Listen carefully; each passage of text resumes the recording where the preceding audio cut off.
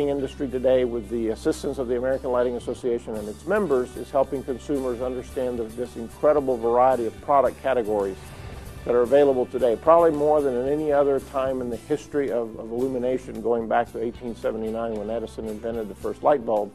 There are probably more choices in light bulbs, more choices in fixtures, more choices in design ideas than there have ever been.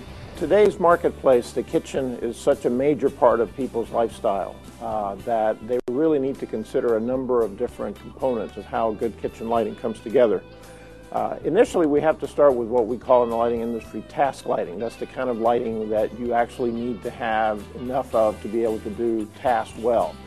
The way to start out thinking about that is to use what we call under cabinet lighting, which is a very simple product category that goes underneath of the wall cabinets. Under cabinet lighting is ideal because it's immediately next to where you need it. It comes available in a whole range of different product categories in terms of light sources. You can have it today in fluorescent lighting, which they make in very excellent quality, so you can match the color of the other lights in the kitchen. There's a type of under cabinet lighting called xenon. It's a type of incandescent lighting that produces a very high quality of white light. And then you also have the more traditional halogen sources that are, again, similar to the xenon, except we're moving a little bit away from the halogen because they tend to get a little bit too hot. Another type of task lighting would be recessed lighting. The task lighting with recessed down lighting is ideally done with a type of halogen lamp called the PAR lamp. It is a great source of light to put good task lighting on the countertop from distances even as high as 10 or 12 feet. Recessed lighting ideally is put in a perimeter around the kitchen, usually about 30 inches away from the wall. And it also does not create too many shadows, because being at 30 inches, the light comes over your shoulder, and yet it's not out far enough that it creates a shadow from the back of your head. In addition to the under cabinet and to the recessed lighting, a third layer would be putting some type of decorative fixture in the center of the space.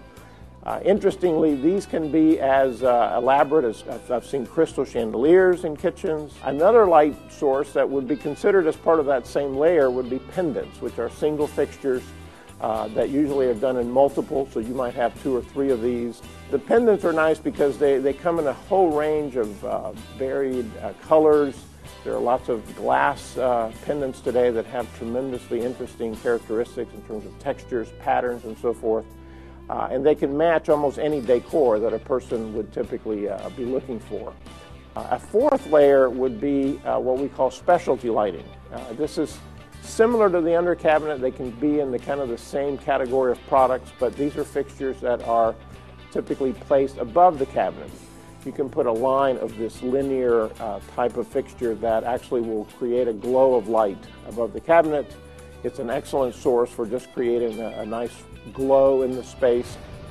In summary, the American Lighting Association has typically been in the forefront of providing information about how to better light our spaces, and that's why consumers need to visit American Lighting Association showrooms, where they'll find specialists that can assist them in making decisions about more specifics of which of these types of lighting fixtures would work well for them.